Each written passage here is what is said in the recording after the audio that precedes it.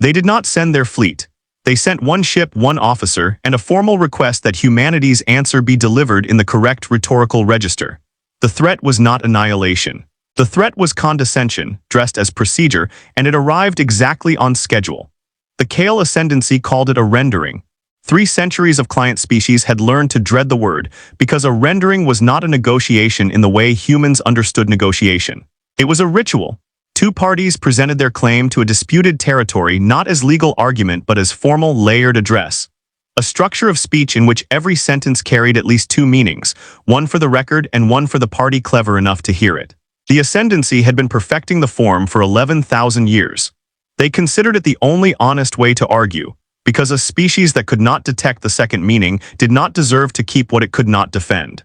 The disputed territory was an asteroid belt on the far side of nothing, officially designated Merid's Drift, unofficially called the Coral Reach for the pale mineral formations veining its largest bodies. Humanity had colonized 3 habitats there in the quiet decade after first contact, when it seemed the Ascendancy had no interest in a system that far from its core worlds. The Ascendancy's interest, it turned out, had simply not yet been catalogued. The formal challenge arrived translated into English with a precision that unsettled the State Department more than any threat could have. This transfer of territorial standing shall be rendered according to custom. The Ascendancy extends the courtesy of full linguistic parity, confident that the human delegation will find our traditions accessible. Beneath the courtesy sat the second meaning, plain enough once a person knew to look. You will not understand what we say to you, and we already know this, and we are being polite about it anyway.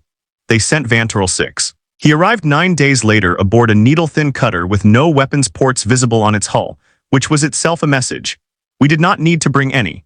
He was tall in the way that made human furniture look apologetic, silver-gray along the jaw where his species aged visibly, and he spoke English with a fluency so complete it felt like an accusation.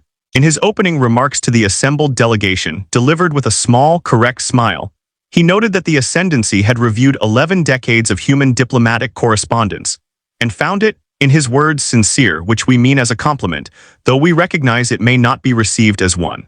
First Strategist Vantoral 6 had negotiated the surrender of 4 systems and the peaceful absorption of a 5th without a single Ascendancy ship firing on a populated world. He had never lost a rendering. He did not expect to start.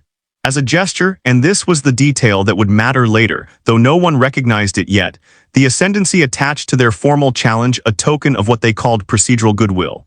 The return of a vessel captured 18 months earlier during a border skirmish near the Reach.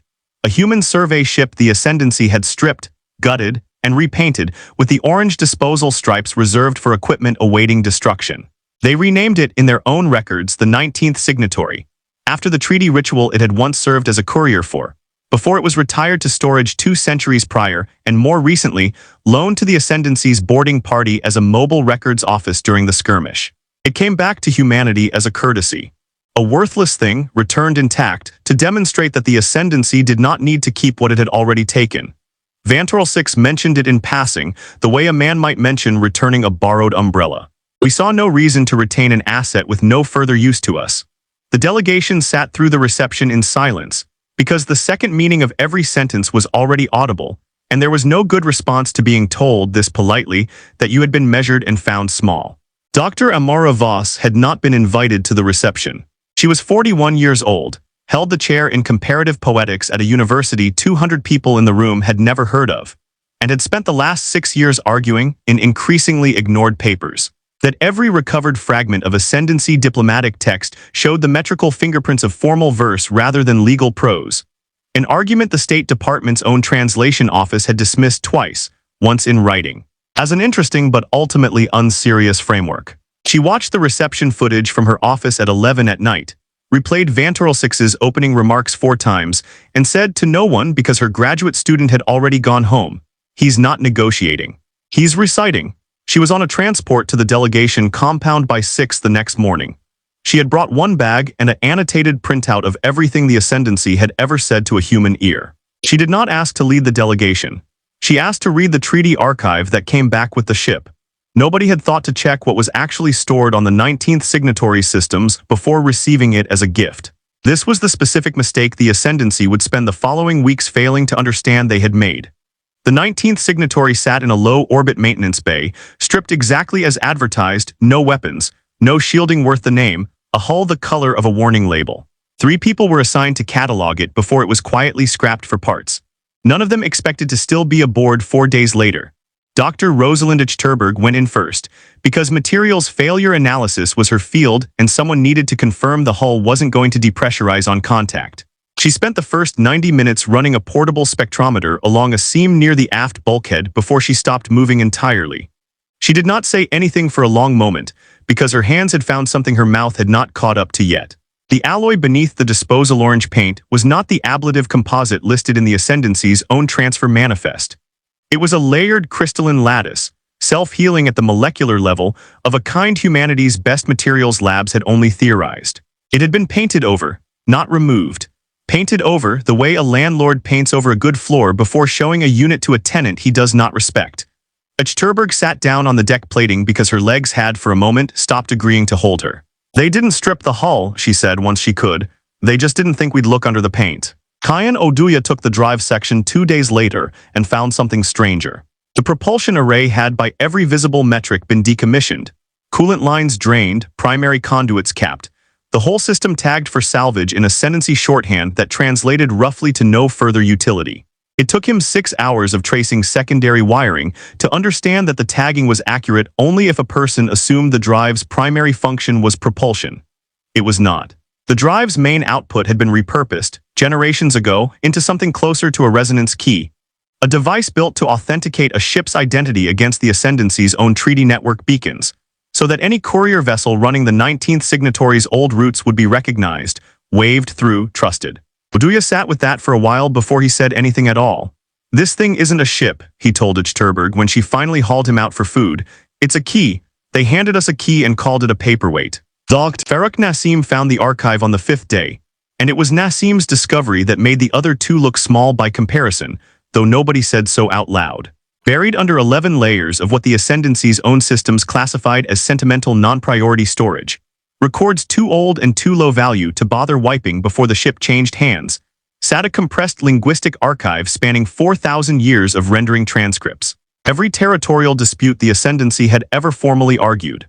Every second meaning, laid bare in the annotated commentary the Ascendancy's own scholars had left behind for training future strategists. It was, Nassim realized somewhere around 3 in the morning, the Ascendancy's entire rhetorical tradition, handed over by accident, because the people who decided what counted as garbage had never imagined the garbage would be read by someone who knew how to read it. Voss arrived at the maintenance bay the following morning carrying nothing but a tablet and the specific stillness of a person who has not slept and does not currently care. She read for 11 hours without standing up. Around hour 9, she found the pattern she had spent 6 years insisting existed. Every rendering transcript in the archive followed a fixed metrical structure, a strict alternation of stressed and unstressed clauses that any comparative linguist would recognize immediately as verse. The Ascendancy had never once, in 4,000 years of formal territorial argument, negotiated in prose. They had been reciting poetry at every species they had ever out-argued, and every species had heard legal language, because no one had thought to listen for the meter. "I want to run the discovery loop again," she said to Achterberg, who had wandered in to check on her. "Materials, then drive, then archive. Tell me I'm not the only one who thinks this ship wasn't a gift." "You're not," Achterberg said. "It was a test. We just didn't know we were taking it." The Ascendancy noticed the decryption traffic on the 11th day, and their response arrived with the specific, gliding formality of an entity that had been perfecting the art of the devastating memo for 3,000 years. It has come to the Ascendancy's attention that the transferred vessel's archival systems have been accessed beyond the scope of procedural courtesy. The Ascendancy regards this as a breach of rendering protocol. The human delegation is granted 48 hours to relinquish all recovered materials and vacate the rendering with claim forfeited, or the matter will be resolved by fleet action, which the Ascendancy would prefer, for reasons of tradition, to avoid. Voss read it twice and laughed once without much humor in it. "They're embarrassed," she said. "Read the 3rd clause again. That's not a threat. That's a man realizing he left his diary out." She did not slow down, she accelerated. She pulled Nassim off the archive's older records and put him on the last 2 centuries only, because the rendering itself would open in under 2 days and she needed precedent, not history. She built her response the way she had built every argument she'd ever made that nobody believed, line by line, meter matched to meter. until the structure of her answer mirrored the structure of Vantrell Six's opening challenge closely enough that anyone who had studied the form would recognize it as a direct, formal reply rather than an outsider's guess at one. She slept 4 hours in 2 days. When Oduya asked whether she was worried about the deadline, she said, "I've been rereading these people's discarded homework for a week. I am not worried about the deadline. I am worried about getting the Sajura right in stanza 6. The 48 hours expired at 600 on the second day, and the Ascendancy kept its word about tradition. They did not want fleet action, and they sent it anyway, because a deadline that could be ignored was not a deadline the Ascendancy considered honest." 6 cruisers dropped out of transit 14,000 kilometers from the delegation compound. Their approach vector aimed for the 19th signatory first, not the habitats. Vantrell Six's superiors had correctly identified the archive as the actual problem and wanted it destroyed before the rendering could be argued from it. Humanity had 1 carrier group in range and 11 minutes before the cruisers reached engagement distance. Oduya's key was already installed in the compound's beacon array by then, because a resonance authenticator built to identify Ascendancy couriers as trustworthy would, if broadcast at the right frequency, do the opposite of what it was designed for. It told the 6 cruisers' targeting systems that the human ships nearest the 19th signatory belonged to the Ascendancy's own fleet. Friendly, not to be engaged, the cruisers held fire for 90 seconds. 90 seconds was enough. Human rail platforms opened on the 2 lead cruisers' gravitic compensators. The exact system Achterberg had flagged in the archive's 4th century records as the Ascendancy's oldest, least updated point of failure. Unchanged across 200 generations of otherwise improved warship design, because no client species had ever known to look for it. The lead cruiser's compensator failed at 611.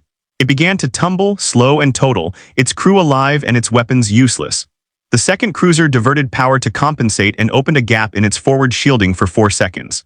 4 seconds was enough for a second strike. 4 cruisers remained. One of them mid-battle adjusted its firing solution in a way none of the archive's records predicted, a maneuver that put human counterfire briefly off target. A single moment where the Ascendancy proved it had not become stupid just because humanity had learned one old trick. Human ships lost a frigate to it. Then the formation recalculated and the moment closed. The remaining 3 cruisers broke off at 6:23. The battle had lasted 17 minutes. One retreated at full burn without firing again. Its captain, later transcripts would show, recognized the resonance signal humanity had used and understood, faster than his superiors, exactly what it meant. That the humiliation of the last 2 weeks had not been a fluke. Humanity let it go. Nobody on the human side saw the value in destroying a ship that was already leaving to explain, correctly, what had just happened. The rendering opened 4 hours later, delayed but not cancelled, because Vantrell Six insisted on it personally over the objections of 2 superiors who wanted the whole affair buried. He stood across from Voss in a chamber built for exactly this kind of argument and delivered his formal opening exactly as tradition demanded. In the meter his people had used for 4,000 years, confident, as he had been confident 11 times before, that no human ear could hear the second half of what he was saying. Voss answered in kind. She matched his meter clause for clause. She quoted, without naming her source, 3 lines from a rendering the Ascendancy had used successfully against a species called the Oran 2,000 years earlier.